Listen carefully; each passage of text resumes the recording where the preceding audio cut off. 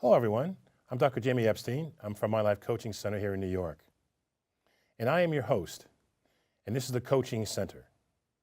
We're going to be talking about areas that go on in your community, specifically domestic violence. We have two wonderful guests, Susan Reckenbiker and Natasha Mason. We're both survivors, and we're going to talk about domestic violence and what their life has been through. As a matter of fact, we're going to talk about different associations that you can go to, as well as a very important book that Natasha has written. Good evening, ladies. How are you? Hello, I'm good. Thank you for coming on the show. I have a question for both of you. When did you become interested in the areas of domestic violence? Either one can go first. Does it make a difference? I'll go. I became interested in getting involved in domestic violence when I went to a support group, and one of the women in the support group was speaking how her time was limited in the shelter that she was in, and she feared for her life because her abuser was still looking for her. And it reminded me of what I went through. Gotcha. Sure. And I just had that passion from then on to want to help women that have experienced. Okay. How long ago would you say that was? Ooh. That long ago, eh? Yeah, about 12, maybe 13 years. Wow. Susan, how about yourself? I became interested in the... I can't hear you a little bit louder. I became interested in the subject and the scope of domestic violence when I was allowed to go out as a survivor and be seen in public. And as I was beginning to resume to use my voice in speaking out about normal everyday things, I also realized that there were a lot of people who had gone through a situation similar to what I had gone through. I knew there were. Sure. And so I became interested and delved into it more. Okay. Tell me who Susan Bacher is. Tell me who you are. I Who is am a domestic violence coach. I'm a certified coach. Just recently Congratulations. went through your training. Thank you. And I am also a public speaker. I'm working on getting my memoirs published. Oh, very good. It's great. That I've written, and I've also written 3 children's books that I'm working on getting published. My goal is to, on the short-term goal, is to be a speaker and an advocate for survivors, and also in the area of prevention. Good. I'm very, very interested in speaking at schools, women's groups, advocacy groups, in government groups and agencies. Good. To get to children. Okay, thank you. You know, Who is Natasha Mason? Natasha Mason is a survivor of 23 years of domestic violence and child sexual abuse, a mother of 6, a grandmother of 4. God bless you both. A passion to help anyone who either is or have gone through domestic violence, empowering them. I'm pretty much laid back. I'm an easy listener. That's about it. Okay. What does domestic violence mean to you, would you say? To me, domestic violence means a person who has control over another person by manipulation. Manipulation such as physical manipulation, financial, sexual, spiritual, economically? All the above. Yeah. Okay. Suzanne, how about yourself? I feel like domestic violence or intimate partner violence is any kind of control or power used over another person. The couple it can be a same-sex couple. It can be, they don't have to be married. They can be dating. But there is some kind of mental coercion and denial and intimidation that's used through emotional and financial and physical control. Okay. Natasha, what type of domestic violence would you say, what person is an abuser? What type of person would you say is a domestic abuser? A person that's controlling, a person that want to know where you're at every time, who you're with, what time you're going to be at this place, what time are you coming back. They don't want you to be around certain family or friends. Isolation. They want you to, correct. Isolation, yeah. What would you say, Susan? What type of person would be an abuser? I would say any type of person can be an abuser. And the problem is that most women are not educated to see the signs in anybody when they begin dating or going out with someone or when they become involved with someone. Sure. So that it happens gradually. The person seems perfectly normal, and very, very gradually they begin to take control over many aspects of the victim's life until the victim is suddenly wakes. It's almost like they wake up one morning and go, wait a minute, how did I get here? Sure. Would you describe briefly for the dynamics in a relationship, a relationship? From your personal opinion, what would you say it would be? The dynamics in a relationship are such that, it begins with the person, the perpetrator has a borderline personality disorder Right. in just about every instance. And they also usually are master manipulators, so that the victim or the one who's in that relationship is not even necessarily aware that they're being manipulated. It could be because they've never encountered a person like that before. And they take it as, oh, this person cares for me. This person is, really has feelings for me because they want to be with just me all the time. Sure. And there's no red flags that come up like, wait a minute, I'm being isolated here. They don't see it. They don't see the flags, right? Yes. Yeah. What would you say, Natasha, in your opinion, what would you say the dynamics are in a DV relationship? As a matter of fact, you're a domestic violence coach too, aren't you? I am. Yes, you I are am certified. A certified domestic violence coach. Good for as you. Well. Thank you. The dynamics in a domestic violence relationship, I feel that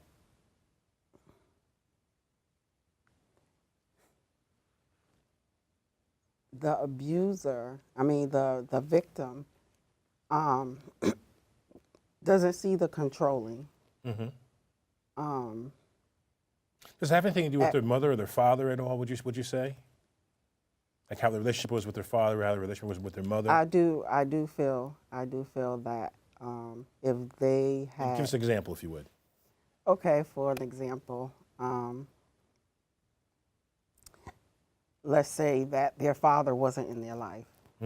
They may have a desire for that father figure.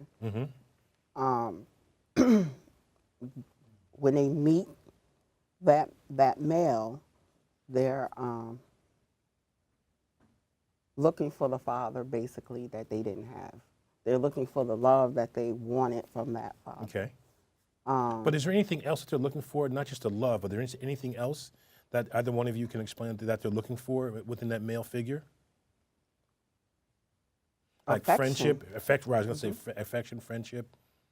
Affection, that they care, that they feel loved, and depending on what type of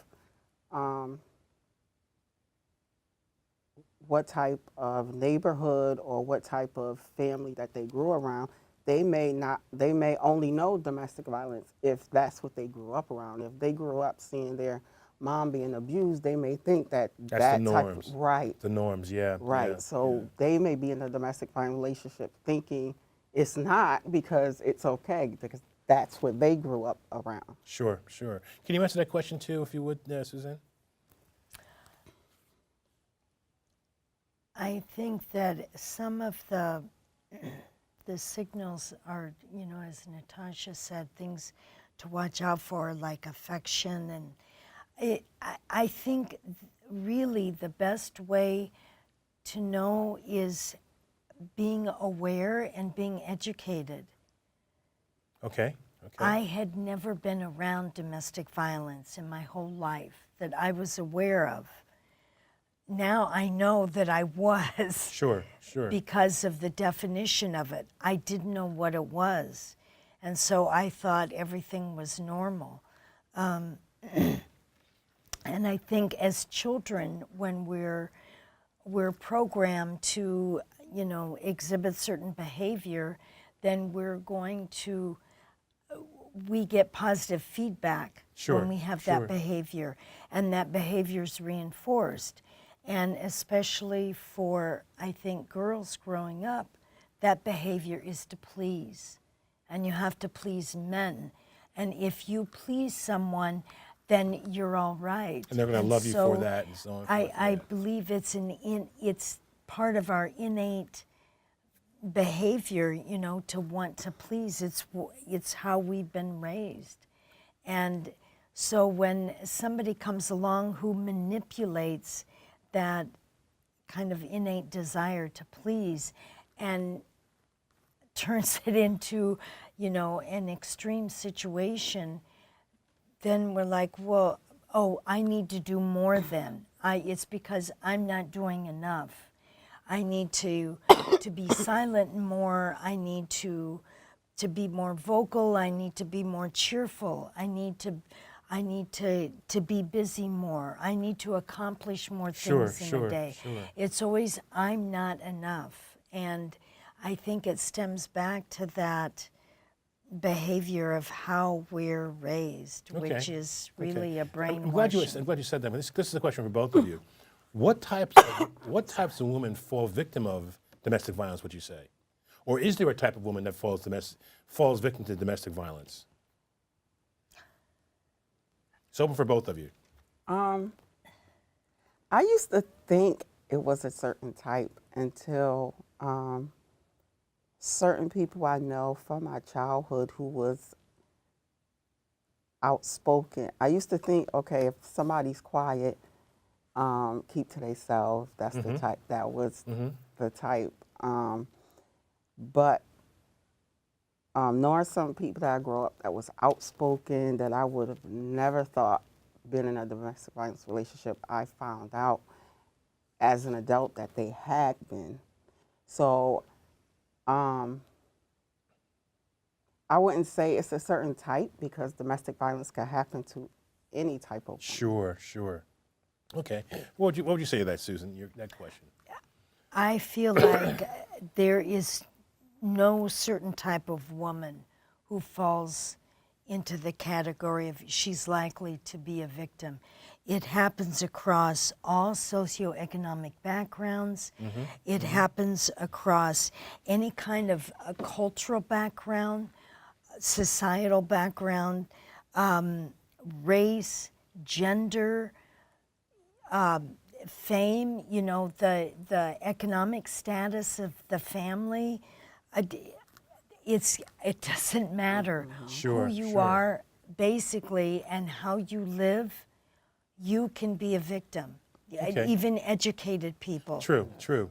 Now, we all know about the black eyes, the busted lip, the bruises, but what about the internal abuse? When we don't see the emotional abuse, how do you tell? What are some of the warning signs? This is a good question for both of you. What are some of the warning signs when you don't see the physical, when you see the physical aspect of it, but you don't see the emotional aspect of it? How do you tell? How do you tell what's going on? I would say when someone who's been a victim or is still currently a victim is very closed down, does not show emotions, tends to be isolated even in a group of people. She doesn't express, or he does not express their opinion too much, as if their opinion doesn't really matter. It's got no credence, you know. And I feel like they also are, they just tend to be more closed off and shut off. And even if there might be a social situation where the couple is at a party or at a gathering, they're going to be more isolated. They're not going to be the life of the party, both of them. Now, the perpetrator could be the life of the party, but the victim will not be. Okay, okay. Natasha, can you answer that question as well? Yes. I would say low self-esteem. That's a good point. It's a very good point, yeah. If they're walking with their head down, or if they're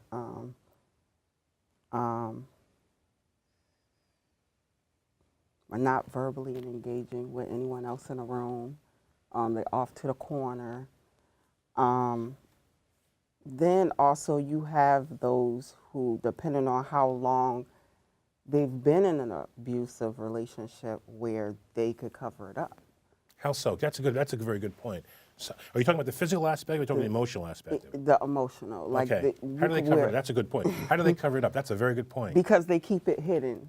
Internal. Right. Sort of goes on with the secret, everyone knew about in your book. Yeah. Okay, we're going to get to that soon. Yeah, and that's how it was in my situation, where after so many years, it was like, okay, I could put on a mask. Like when I go to school, it was like, okay, I try to act as normal as possible, being around my peers, and then dread it when I went home. So, Was it because of the physical aspect of it, or the verbal, even the verbal abuse or physical aspect when you went home? all of it. All of it. Okay, yeah, that's a very good, interesting point. Let me ask both. This is a question for both of you. How much does substance abuse play into domestic violence? Drugs, alcohol. How much would you say that plays into domestic violence? And the whole overall gamut of domestic, not just the physical, but the whole overall gamut of the power and control issue. I can speak for my situation. Please. It played a lot because my abuser drunk and did alcohol. Did drunk alcohol and did drugs. Okay. And Okay.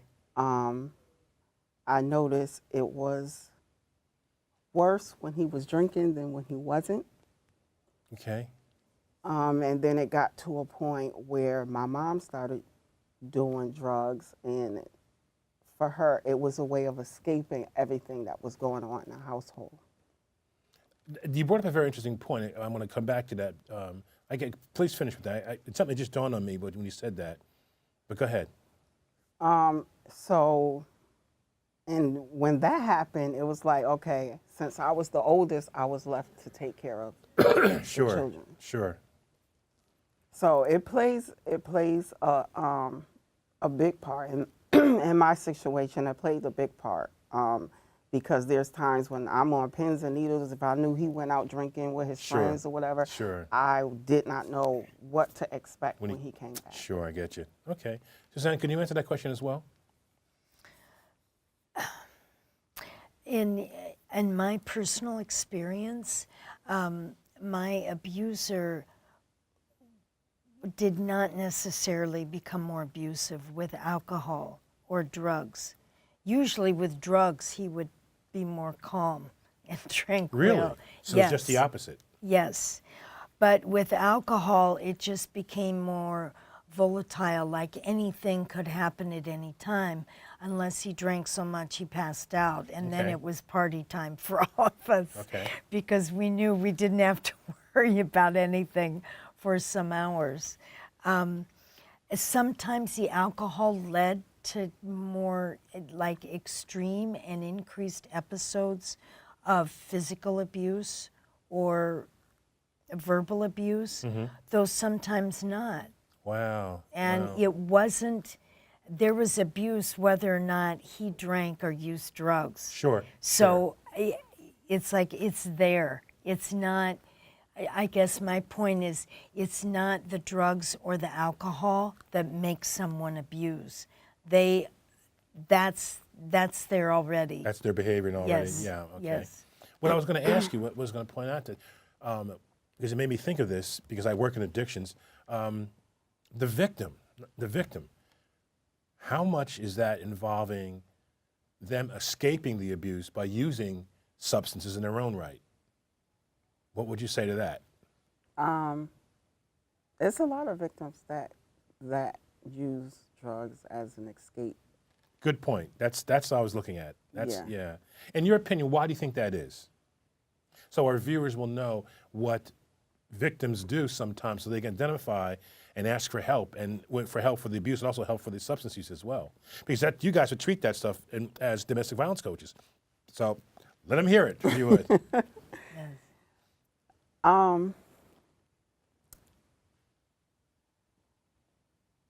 You want to go? Or? Either one. Doesn't make a difference. Oh, go ahead. I would say they do the drugs so they won't feel anything. To escape. Right. Right. You said on pins and needles, sitting on pins and needles, so a person would drink to excess, knowing that Freddie's going to come home, Right. and they don't want to know about it and stuff, so they'd rather deal with just getting drunk or pilled out or coked out or that type of situation. Mm-hmm. I got you. Okay, Suzanne, what would you say to that? I would say that certainly can be a factor in it, and in the whole cycle, in the relationship dynamic of abuse. In my personal situation, I was not allowed to touch any alcohol or drugs or anything. It was only my abuser. Okay. I couldn't even have a sip of beer. So for me, that was not an option to escape. I almost look at it like, wow, that would have been nice to have Sure. a few beers once in a Sure, while, sure. you know, to have some relief from that. That being said, I think it's a self-perpetuating downward spiral for victims who are involved in that to be like they're in this situation and they want to feel better, or they don't want to always have to deal with the extremeness of it. So they begin drinking or they begin using drugs, and then that leads to more abuse, maybe because their abuser thinks they shouldn't do it. So then they begin doing it more so they can kind of disassociate from that. Sure. Yeah. Let me ask you this question. Again, it's a question for both of you. Sex. How does sex, explicit sex, manipulation with sex, sexual abuse, tie into, would you say, the domestic violence issue? I would say It's a tough question to answer. It's a tough question to Yes. answer. Yeah. Well, in my situation, because I was abused as a child sexually, Right. so that's how it started out, and then it progressed to verbal and mental, and then physical. Sure. It was pretty much the same. It's still manipulation.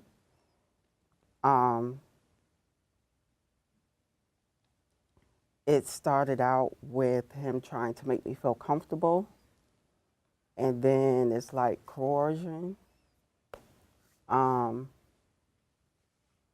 until he finally get that control, or he see that you fear him. Well, in my case, sure, that I feared sure. him. And then that's when the sexual abuse began. Okay, Suzanne, can you answer that question as well? Well, that is part of a volatile issue. What I can say in my personal experience is that I believe, again, it begins in childhood. I was raised with a very lot of religious dogma, and sex was not really talked about. It was pushed under the rug, so to speak. So when it came to the subject of sex and in marriage, because I was raised in such a patriarchal environment, it was the unwritten rule that you do whatever your husband wants or whatever your partner wants. And I believe as a child, for me and also for many other children, that's so ingrained that we don't think that we actually have a choice that we can make within the marriage confines of deciding if we want to have sex or not. Something forced upon you and Yes, stuff like that. and it was definitely forced upon me. So many times. I was raped many times. And yes, women can be raped in marriage Sure. by their husbands or their partners. It happened to me many times, very violently. And I think that was the hardest thing. Okay. Go ahead, finish. I'm sorry. That was the hardest thing, to have to deal with that, because I was taught that sex was supposed to be such a wonderful experience Sure. within the marriage experience, and that's not what happened. All right, let me ask you this question for both of you. In the United States, there's a law just been passed in certain states where they're going to allow the childhood marriages. I'm talking 12, 13, 11-year-old young, babies being married to grown men. What's your opinion on that? Is that domestic violence in some sense of the word? It is. Childhood I abuse, see it child as- sexual abuse. Right. What's your opinion on that? Pedophile marrying a child. Pedophile marrying a child. Actually, you're right. What's your opinion on that? Yes, I am so against that. Children are children at age 11, 12, 13, even 15, even Sure. 16. They are not adults.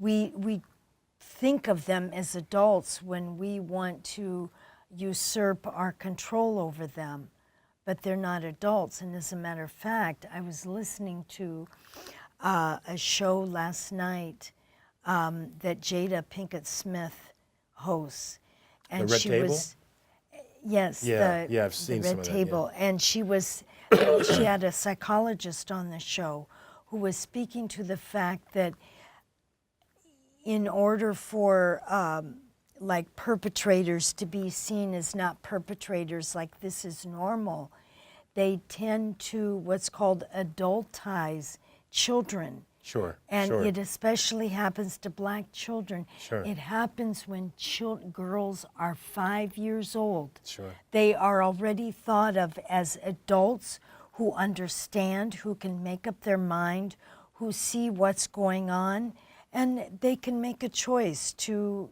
say yay or nay. Sure. It's ridiculous. It's very sad. Yes. It's very, very sad. What do you say are some of the warning signs of domestic violence and child sexual abuse? It's a question for both of you, actually. Some of the warning signs of domestic violence and child sexual abuse.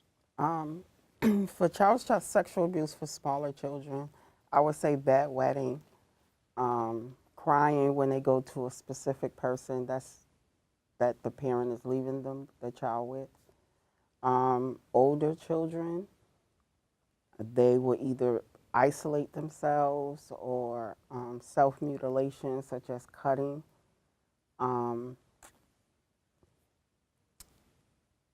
Wearing dark clothing. Good. That's a good point. Yeah, sure.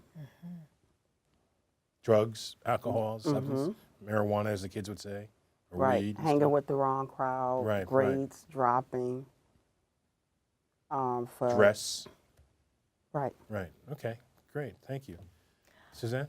I would add to that also, if there's any, even a small, any detectable or noticeable change in behavior from when Good they point. were Very a good point. child, because when people don't change from the time they're 3 years old till they're 50, they are basically the same person.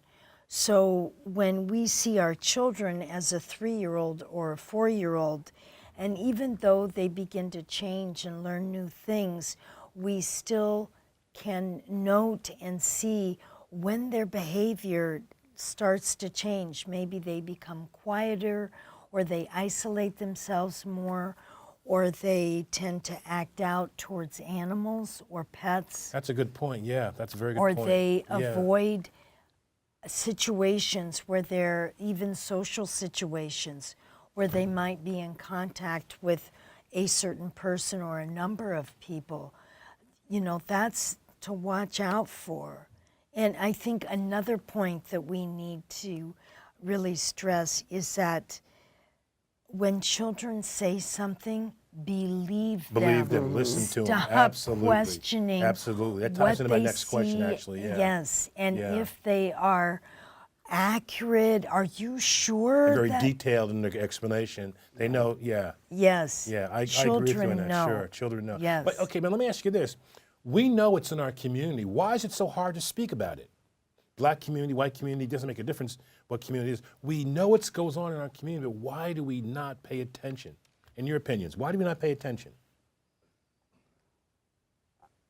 I think, well, when it comes to child sexual abuse, I feel that some people feel that what stays in the house, what happens in the house, should Stays stay in the house, yeah, yeah. Yeah.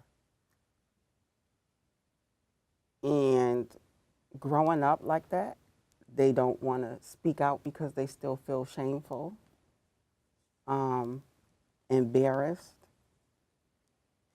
Also, with domestic violence, I would say some people in the community don't want to be involved. Yeah, it's none of my business. I actually heard someone say the reason why they wouldn't get involved is because they know that the victim would go back to the abuser. If the police was called and he went to jail, she would bail him out. Yeah, that's I've seen that before. Yeah, okay, I hear you. I agree with you on that too. Suzanne, what would you say about that? I feel like the reason that a lot of victims and survivors don't come forward is because there is still such a social stigma attached to it, which includes not believing the victims. Correct. Especially Yes. if the abuser is someone who is known, is someone who is liked. A powerful maybe person or something like that. A powerful Yeah, sure, person, a sure. famous person, especially if that person has money. Well, look what happened to Anita Hill. Look how she was, critically ruined in the courts. They made her look like a prostitute in a sense. And I felt really bad in watching that. I mean, it's people with power and money. What you're saying. Yes. Yeah. Well known. Yeah. Yes. Now, both of you have some very powerful information I want to talk about. You have some information that you want to give to the public, and you have a book you want to give to the public. You wrote a book, Yeah. The Secret Everybody Knows. This is the book that you wrote. Yes. Okay. Could you get your information ready too? Because I want to talk about your information too, Susan. This is a very powerful book. I haven't read it yet, but I have certain excerpts of it because we were at the same workshop and I began to look at some bit, and I was really impressed with it. Thank you for autographing it. But it's called The Secret Everybody Knew. Would you explain your book to everybody, if you would, the people out in our audience, and also people at home? Suzanne, you also have some paperwork too, right, Suzanne? Yes. Okay, good. We'll get to that in a minute. Go ahead, Natasha. The secret that everyone knew is basically, Show it to the camera so people can see that. I want people to get out there and see it.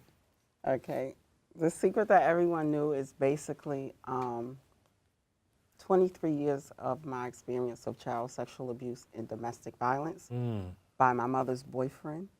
Ouch. During those years, I also had 4 children by him. Oh.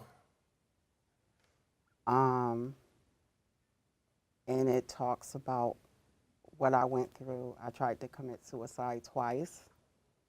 I went through depression, low self-esteem. I experienced a lot. How I got out of it. And then at the back of the book, it has resources for anyone who know of anyone that's in domestic violence or are in a domestic violence. Where can people get in contact with that, to be able to get that book? Where can they get it? On Amazon. It is on Amazon. Okay. And what's the name of the book again? The name of the book is The Secret Everyone Knew. Okay. Can I have my book back, please? Thank you very much. Again, everyone, it's a secret everybody knew. It's on Amazon, and it's a good read. I think you should read it and look at it because it gives you a little bit of insight to a very brave woman who is also a domestic violence coach. Suzanne, you have some resources that you want to go over too, right? Would you tell them about it if you would? There are so many organizations that are out there who are spearheaded by women who have survived domestic violence, and it's there is Hunks for Hope, headed by Leela Green, which is it also gives to other nonprofit organizations. There's Milagros Day Worldwide, headed by Dawn Diaz. There's Love Shouldn't Hurt, headed by Melissa Holmes. There's Voices of Women. There is Sanctuary for Families.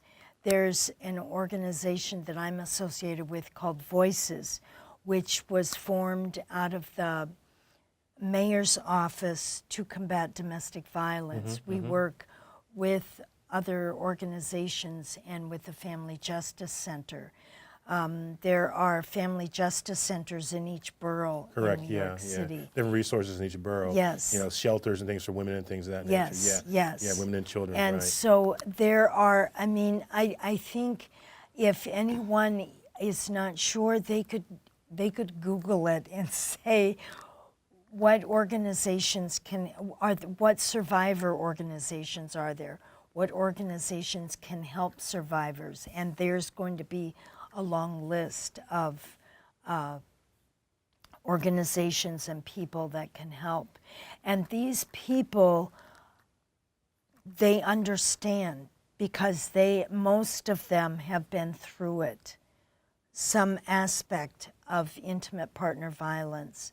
And so they know what the survivor is going through at whatever stage she's at in. It could even be if she's still in the relationship. Okay. This is a question for both of you. How did your life change when domestic violence started? How did your life change when domestic violence started?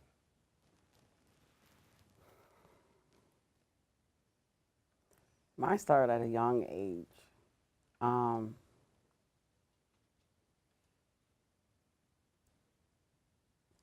When it started, I just wanted to be by myself when it started happening. So it was more like a seclusion type thing. And it was also, I kept everything to myself. Like I wouldn't speak about it. Sometimes I even act as if it didn't happen. Okay, thank you. Suzanne? I would say my life started to change in the respect that I became much more isolated from family and friends. With my abuser, we were moving a lot and we did not live close to my family. So that's another way that victims are kept isolated is by moving. Because if you're moving from city to city or state to state, you don't have time to establish friendships and support through other people. And that was one of the ways that he manipulated the dynamics of the relationship. And I think I just started to question everything I did, and everything became my fault. I was responsible. Sure. I was the one that was not doing all right. I should have seen better. I should have known better. I should have gauged a situation better. So I think, again, it gets back to that, the self-doubt and the self-worth issue, and also the isolation. And those two coupled together is a very powerful effect that perpetrators use. Sure, the manipulation aspect of it. Yes. What do you say to somebody that says to you, it only happened once? Only happened once. What do you say to them? If it happened once, it's going to happen again. But how do you know that? It happens in a cycle. There you go. Say it again. Say it again. It happens in a cycle. That's correct. Yeah. Yeah. Suzanne, what would you say to that? Yes, I echo that also. If it happened once, it's going to happen again. It's not a one-time thing where somebody just lost control. It will happen. And even if possibly the physical violence doesn't happen again, then the power and control and the manipulation will happen in another way, through the finances. It could be through technological control, Sure. having control over the computer and the iPhone and TV and radio and everything. It could be through mental control or through some type of educational control, like you're not going back to school, you're not getting a degree in that, we don't have the money, and no, you don't need that, that type of thing. So, yeah. Okay, how do you tell someone as DV coaches, how do they emotionally cope with something like that's going on in their household, and it's their husband, or it's their father, or it's their brother? How do they cope with that, would you say?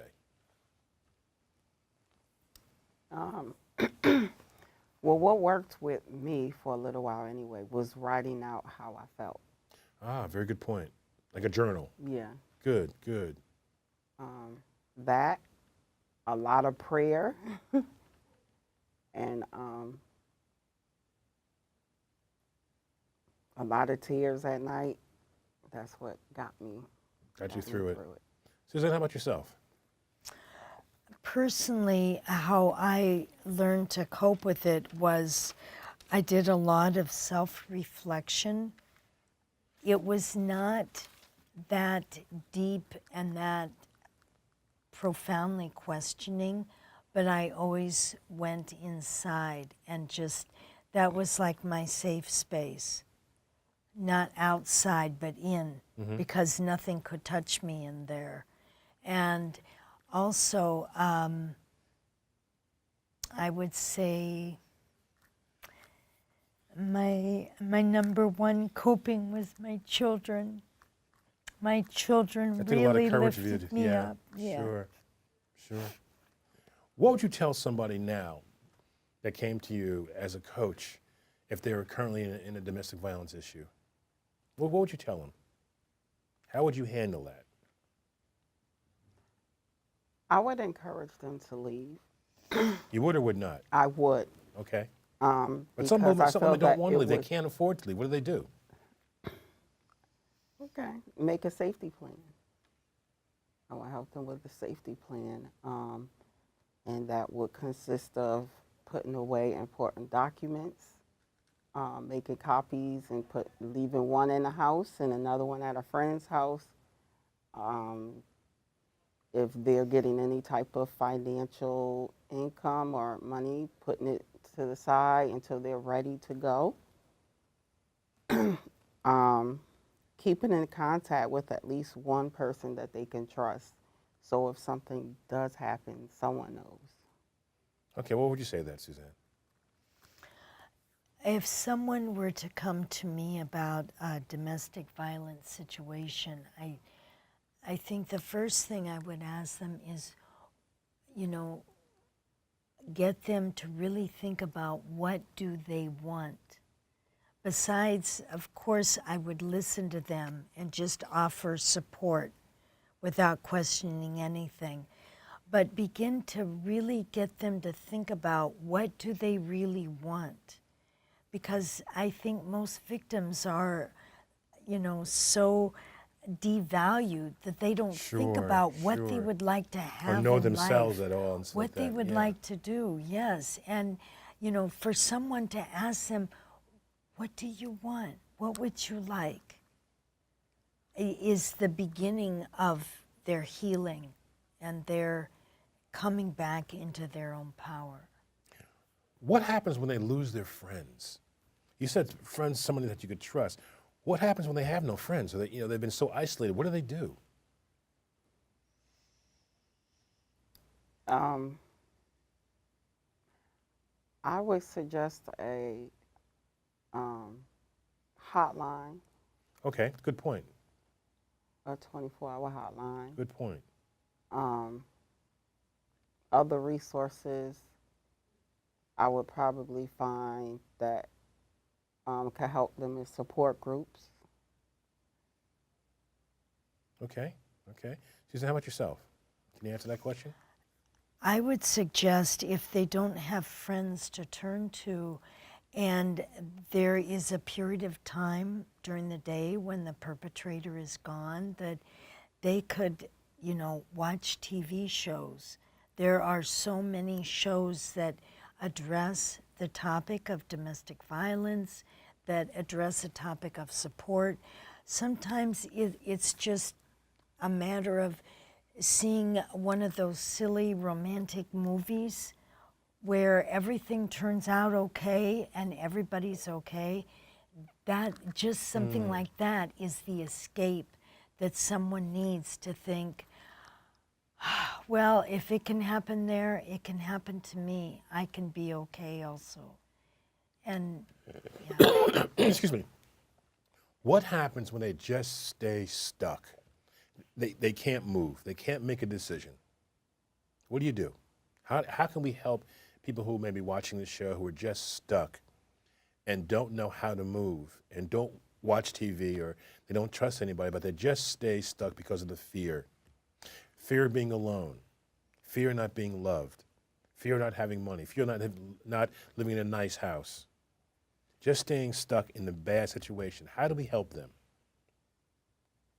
It's a tough question to answer, I know. Yes, my first hit is to say, to give them an assignment that every week they do one little thing that's out of the ordinary that they don't normally do. For instance, if they always wear the same pair of sweatpants around the house, put on a different pair of pants. Sure, change. Change is good. Change your routine. If you always get up and have your coffee in the morning, get up and have a cup of tea. Little by little begin to change things that are out of the ordinary so that they know they can begin to make small steps, and those small steps can and will lead to bigger steps for them to begin to make choices about their life. So you're saying that also inspires them to help them move forward? Yes. Both of you, would you agree with that? Yeah. I agree with her as far with the change. I will also let's set little goals. Okay, today when you get up, you're going to do this, this, and this. Let's try going online. You haven't done that. Let's do something different. That's the type of thing I would suggest to get them out of the box, so to speak. Okay, okay. Now, here's a tough one for both of you. How do you handle the victim who has children that see the violence that go on between the abuser and abusee? How do you work with them? How do you help the children? It's a tough question. I would see how the children feel about it. How are they feeling when they see their parents going through that? And Try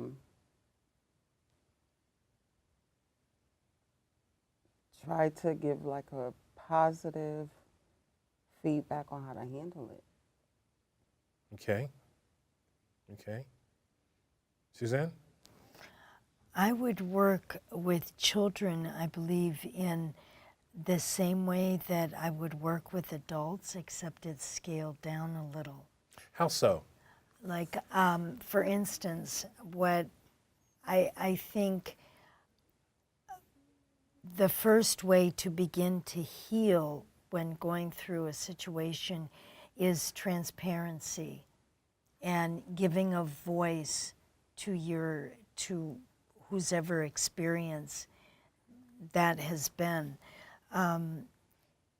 That being said, besides that, or if they feel that they cannot yet have a voice or share their experience, then I think a good way for them is self-reflection in a very soft, non-threatening way. Like very easy doing some type of a meditation where they're going inside and they're imagining, you know, a beautiful place and what would that be like, and bit by bit opening them to possibilities of what they would like to see happen in their lives and how they can work to get that. Being as their only children, they still have to protect themselves, and they cannot just be on their own. So it's a little tricky. It is, and working with children, it's a totally different aspect. You have to talk to them as they are children. You can't talk to them as they are adults. I think a lot of unskilled therapists do that, don't understand it, and working with children is a whole nother ballgame. It's a totally different area of expertise to work with. Where are some of the other areas that you think someone can get help, would you say?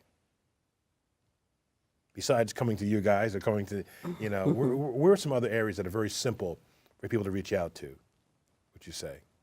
The National Coalition Against Domestic Violence. Would you say a little bit louder, please, and The again? National Coalition Against Domestic Violence. Okay, that's here, and they have a branch here in the city, if I'm not mistaken. They probably do. I'm not sure. I know that they have Safe Horizon is Right. a domestic violence Right. Organization. They have one in Westchester, too, if I'm not mistaken, the Mayor's Council for Domestic Violence here in the city. There's a couple of places. Susie, do you know of any at all?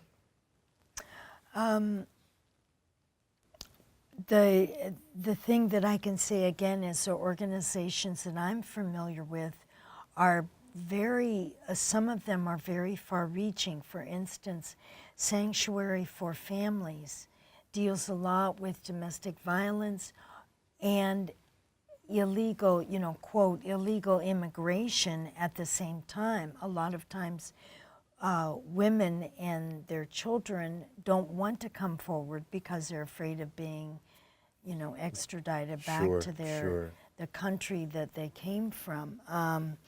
So that is like a safe place. And I know that the people who work in the various offices in the boroughs throughout the cities really pay attention to the people who come into their office. And I would say, you know, just any survivor groups. And there is so much assistance that's available through the family justice centers. And there's a center in each borough. Correct, yeah, that's what I was just talking about, yeah.